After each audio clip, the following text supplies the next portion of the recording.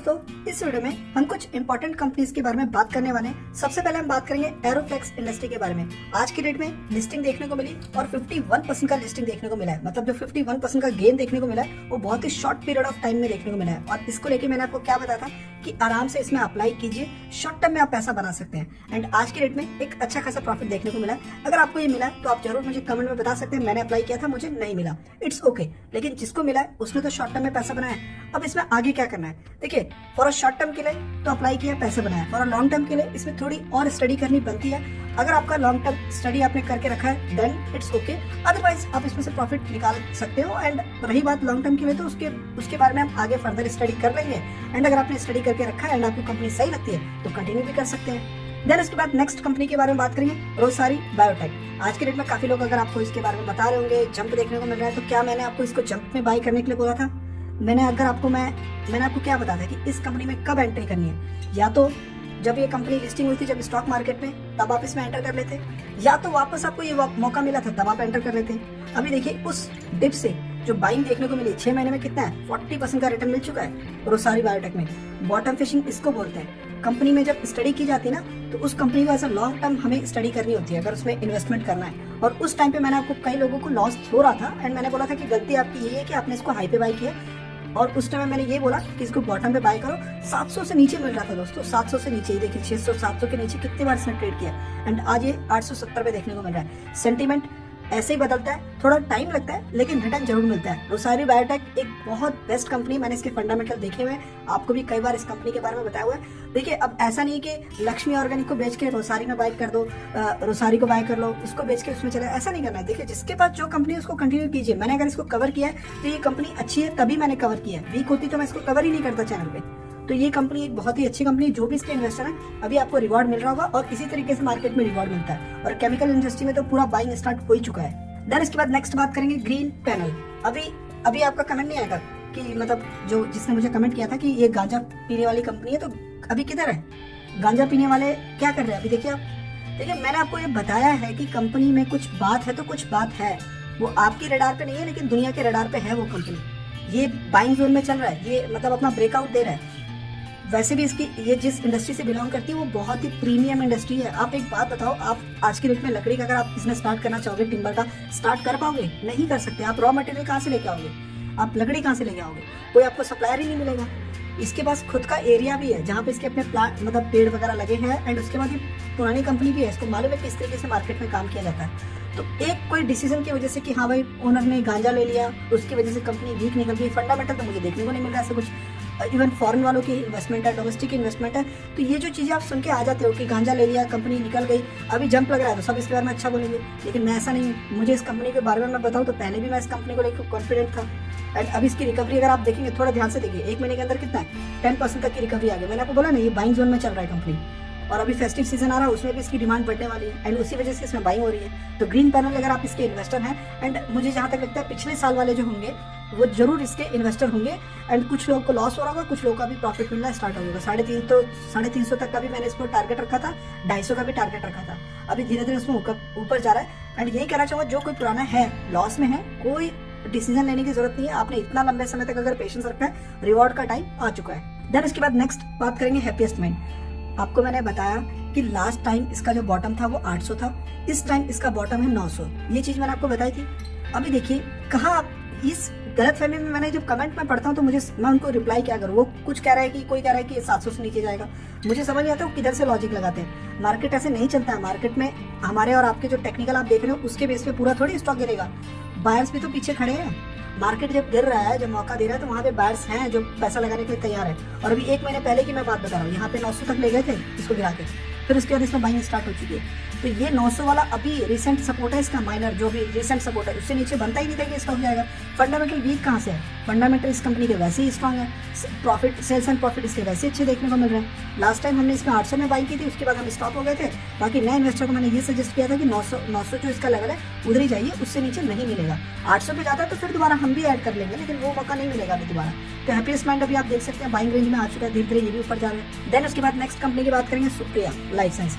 जिसको मैंने एक निफ्टी की कंपनी है जिसके साथ मैंने इसको मतलब उसके कंपेयर में रखा है, डिवीज लैब, ठीक है। एक तरफ आप डिवीज लैब वाले इन्वेस्टर हो, ठीक है, और एक तरफ हमें सुप्रिया वाले। देख लेते हैं आने वाले 5 साल बाद कौन कितना रिटर्न बना लेता है। 5 साल का टारगेट दीजिए। जो इस कंपनी का इन्वेस्टर है, गलती से कोई डिसीजन मत लेना। ये कंपनी मार्केट में ऐसी कोई कंपनी नहीं है जिस फील्ड में ये है, सर्टिफिकेट ही नहीं मिलेगा। आप अप्रूवल लेके कोई बिजनेस स्टार्ट करना चाहेगा वो आ ही नहीं सकता है। ऑलरेडी बाइंग जोन में चल रही है दोस्तों। ये ऑलरेडी अभी ये जो प्राइस है ये आईपीओ प्राइस है, 275 इसका आईपीओ प्राइस था एंड फाइनली आईपीओ प्राइस पे आ चुकी है। और इसकी रिकवरी देखेंगे आप कितना, 1 महीने में 8%, 6 महीने में 40%। जो समझ गया मार्केट बिजनेस, मार्केट में स्टॉक को देख के बाय नहीं करना होता है। स्टॉक को देख के बाय करोगे तो हर स्टॉक में ट्रैप हो जाओगे। बिजनेस को देख के बाय कीजिए। ये एक बहुत बड़ी मतलब एक बात है। आपने मतलब अगर मैं किसी एक चैनल का नाम ले लूंगा तो वो भी एक गलती हो जाएगा। आपने संदीप महेश्वरी जी का नाम सुना होगा, आप सब जानते होंगे। उनके कुछ थॉट्स सुनिए, क्या आप बताते हैं वो स्टॉक मार्केट को लेके। उनकी भी कितनी जबरदस्त थॉट है, मुझे बहुत पसंद आता है। वो कभी भी बिजनेस किसी कंपनी में इन्वेस्टमेंट करते हैं तो वो ये सोच के थोड़ी करते कि मैं स्टॉक में पैसा लगाने जा रहा हूँ। तो फ्लक्चुएट होता रहता है। वो खुद कहते हैं कि पैसा लगाना है तो बिजनेस में पैसा लगाइए। आप किस कंपनी को क्या समझ रहे हैं, क्या वो फ्यूचर में सर्वाइव कर पाएगा, ये कितनी बार वो बोलते हैं। तो ये चीज उनकी बात है। और लास्ट एक अभी सेशन आया, कल की एक सेशन है, वो जरूर जाके देखेगा। आपकी आंखें खुल जाएंगी क्या है स्टॉक मार्केट, क्या चीज है। अगर आपको अभी तक समझ नहीं आया, कोई अगर नया है तो जरूर संदीप महेश्वरी जी का चैनल जाके जरूर देखिएगा। उसमें लास्ट वीडियो जो अभी लेटेस्ट अपडेट हुई है कल की डेट में, उसको जरूर देखिएगा। आपको आंखें खुल जाएंगी आपको स्टॉक मार्केट के बारे में जो उन्होंने वहाँ पे बताया। मैं उनको फॉलो करता हूँ, मुझे बहुत ही पसंद है उनकी बात, उनकी थॉट्स, मैं उनको बहुत अच्छे से फॉलो करता हूँ। तो यहाँ पे देखिए, ये मार्केट का सेंटीमेंट देखिए कैसे देखने को मिल रहा है। तो ये जो दोस्तों ने ये जो चीजें है ना, ये इसको मैंने डिवीज से टक्कर देके रखा हुआ है। वो भी फार्मा में है, ये भी फार्मा में है।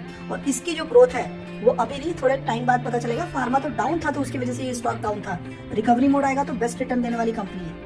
जो पेन से रिलीफ, पेन हो गया, अस्थमैटिक हो गया, बिजनेस तो इसी का है ना। अब एक बात बताइए, कितना ग्लोबल वार्मिंग बढ़ता जा रहा है, अस्थमा के पेशेंट भी बढ़ रहे हैं। उसके अलावा अस्थमा में लगने वाले जितने भी उसका जो केमिकल है वो ये प्रोवाइडर है। एस्थमेटिक हो गया, पेन से रिलीफ हो गया, ये सारी चीजें प्रोवाइड करती है। बड़ी बड़ी कंपनीज हैं फार्मा वाली जो कि इसके क्लाइंट है। तो नुकसान में थी, वहां पे हमें अपॉर्चुनिटी देखना है, लाइफ टाइम पैसा बनाना है, होल्ड करना है वहां पे। उसके बाद नेक्स्ट कंपनी बात कर रहे थे अपार। 1400 का स्टॉक 5000 पे आ गया है, 5000 पे। इसको हमने कैसे आइडेंटिफाई किया था, मैंने इसको एक अंडर वैल्यूएशन पे आइडेंटिफाई किया था कि सस्ते वैल्यूएशन पे मिल रही है, 11-12 की पी पे स्टॉक मिल रहा है। अभी देखिए कहाँ पे चला गया, 26 के पी पे चला गया स्टॉक। 20,000 करोड़ की कंपनी बन गई है। एक सस्ते वैल्यूएशन पे मैंने इसको आइडेंटिफाई किया था। मैंने आपको बताया कि इस कंपनी के मैंने जब स्टडी की, इस कंपनी का बिजनेस काफी अच्छा है। कंपनी का एक सिंपल बात बताऊं, इसमें मैंने एक चीज क्या देखा, सोनू सूद है। सोनू सूद ने इस कंपनी की एडवर्टाइजमेंट की, मतलब कि कंपनी ने फर्स्ट ऑफ ऑल मार्केटिंग में अपना पैसा डाल दिया।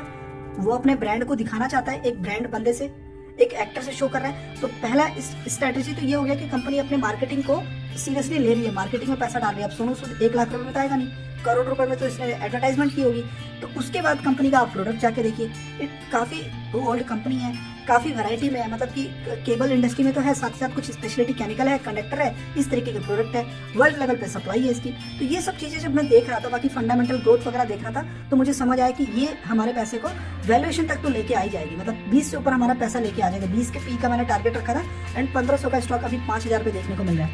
एंड जो भी उस बॉटम वाले बंदे होंगे उनको अच्छे से पता होगा, उन्होंने जरूर इस लेवल पे बाई किया होगा। अगर होगा तो आप मुझे जरूर कमेंट में बता सकते हैं, मुझे अच्छा लगेगा वो देख के कि हाँ आपने उस टाइम पे इस पे बाई किया था। अभी यही कहना चाहूंगा कि देखिए, हर टाइम बाय करने के बारे में तो मैं बोल नहीं सकता हूँ। बस अभी देखिए आप कितना, मतलब एक टाइम पेशेंस, मार्केट पेशेंस, मैंने आपको बोला ना, मार्केट पेशेंस मांगता है, वो आपको देना होता है। एंड अगर आप अच्छी कंपनी में देंगे तो बहुत अच्छा आपको कंपाउंडिंग मिलेगा। देन उसके बाद नेक्स्ट स्टॉक कंपनी के बारे में बात करेंगे, प्रिंस पाइप। अभी देखिए 716 रुपए पे स्टॉक आ गया है। पेशेंस दिखाया होता तो आज आप इसमें रिटर्न बना रहे होते। 550 तक ये स्टॉक गया था, 550 तक। और अगर आप यहाँ पे चार्ट देखेंगे ना तो 26% का रिटर्न मिल चुका है। यहाँ से भी अगर आप देखें तो 550, 600 के नीचे कितनी बार इसने ट्रेड किया है। 580 के लेवल पे भी मैंने आपको बताया कि आप एंटर कर सकते हो। ईयर टू डेट देखेंगे तो 21% का रिटर्न है। और यहाँ पे देखिए, तो जो ये गिरावट होती है ना, मैं इस चीज को मैं तो यही मानता हूँ कि ये एक अपॉर्चुनिटी है, क्योंकि मैंने पैसा लगाया है बिजनेस में। इस बिजनेस को मैंने कैसे स्टडी किया है कि भाई अभी इंडिया में कंस्ट्रक्शन जो चल रहा है उसमें पाइप एंड फिटिंग का काम बहुत ज्यादा होने वाला है। पूरी जितनी भी इंडिया की अभी रोड बन रही है वहाँ पे ड्रेनेज को निकालने के लिए पाइप वगैरह लगाई जा रही है, ठीक है। उसके बाद इंडिया में अब जल ही जीवन मिशन चल रहा है, उसमें भी इस कंपनी का कंट्रीब्यूशन देखने को मिल रहा है। तो ये सारी चीजें जब देखते हैं ना, तो ये शॉर्ट टर्म में इन्वेंट्री शॉर्ट हो गया, इन्वेंट्री का माल बिका नहीं, प्रॉफिट नीचे चला गया, रॉ मटेरियल महंगा हो गया, अरे होने दो, कोई बात नहीं, हमें कंपनी का बिजनेस तो समझ आ गया ना, और जब पता है कि सरकार पैसा डाल रही है, कंस्ट्रक्शन में पैसा लगा रही है, ये सब आगे ग्रो करेंगी, तो वहाँ पे आप ग्रैब कर लेते हैं। कैसे ना कैसे करके आपको अभी 21% का रिसेंट अभी आपको रिटर्न मिल गया होता, और वहीं अगर आपने 5 साल होल्ड किया होता तो आप मतलब एक तरफ आपका जो है एस्ट्रल है और एक तरफ प्रिंस पाइप है। आप जाके जब चार्ट को कंपेयर करोगे पिछले 5 साल में, तो इसने एस्ट्रल को भी बीट किया हुआ, ऐसी ग्रोथ है इसकी। और ये बेस था, ये इसका एक बेस था जो इसने संभाल लिया, एंड अब फाइनली इसमें बाइंग स्टार्ट हो चुकी है। तो प्रिंस पाइप एक मुझे लगता है होल्डर है, इन्वेस्टर है, ऐसी कंपनी को पोर्टफोलियो में जगह देके रखना। कोई बड़ी साइज की कंपनी नहीं हो गई है, 1 लाख करोड़ की पहुंची नहीं है, 7 से 8 हजार करोड़ की कंपनी है। अरे 25-30 हजार करोड़ तक कंपनी जब तक नहीं पहुंचती, इतना जल्दी नहीं बेचो जो अच्छी कंपनी है। ऐसी कंपनी आपको धीरे धीरे रिटर्न, CAGR का अगर आप कैलकुलेशन भी देखोगे तो अभी 1 साल हुआ नहीं है ना, 6 महीने के अंदर कितना 26% का रिटर्न है।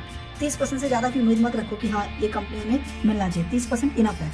देन उसके बाद नेक्स्ट जो है होम फर्स्ट। अभी देखो होम फर्स्ट के अभी अल्टरनेट में अगर बताऊं, आवास फंड में क्या करके रखा है, PT करके रखा है। मैंने कितने का टारगेट रखा है, 2000, पर मैं 1800 में भी बेच सकता हूँ, डिपेंड करता है कि कंपनी का सेंटीमेंट कैसा है। वो धीरे धीरे हमारा PT का टारगेट हिट कर रहा है। 1400 रुपये में हमने उसको बाइंग किया था, बॉटम फिशिंग किया था, इसमें भी बॉटम के बारे में हमने बात किया था, 800 रुपये पे आ गया। 700 से नीचे अभी रिसेंटली हमने इसको देखा था, जहाँ पे देखिए ये 700 से नीचे यहाँ पे हमने देखा था। उस दिन स्पेशली मैंने वीडियो बनाई कि इस कंपनी में आप जा सकते हो, क्योंकि ये टेक को फॉलो करती है। टेक को जो कंपनी अडॉप्ट करती है दोस्तों, वही कंपनी सर्वाइव कर पाएगी। ये बहुत बड़ा एक समझने वाली बात है। जो चीज टेक्नोलॉजी को फॉलो कर रही है वही सर्वाइव कर सकती है। जो टेक्नोलॉजी को अवॉइड कर रही है, नहीं क्या करना है ये वो पीछे हो जाएगी। तो होम फर्स्ट की अगर बात करूँ तो टेक को फॉलो कर रही है, उसकी वजह से इसकी ग्रोथ फंडामेंटल जाकर देखेंगे, सेल्स एंड प्रॉफिट, तो उसमें आपको पता लगेगा कि कंपनी कैसे ग्रो कर रही है। रिटर्न के मामले में एक्सपेक्टेशन से बिलो रिटर्न है, मतलब 21 से लेकर अभी तक अगर मैं देखूं 2 साल के अंदर रिटर्न 50% का है, मतलब मान लीजिए 70-80% का होना चाहिए था।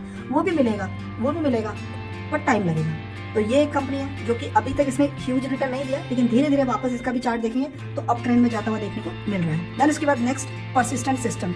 AI में पैसा लगाना है, AI को जितना जल्दी आप समझ गए दोस्तों, फ्यूचर AI का है।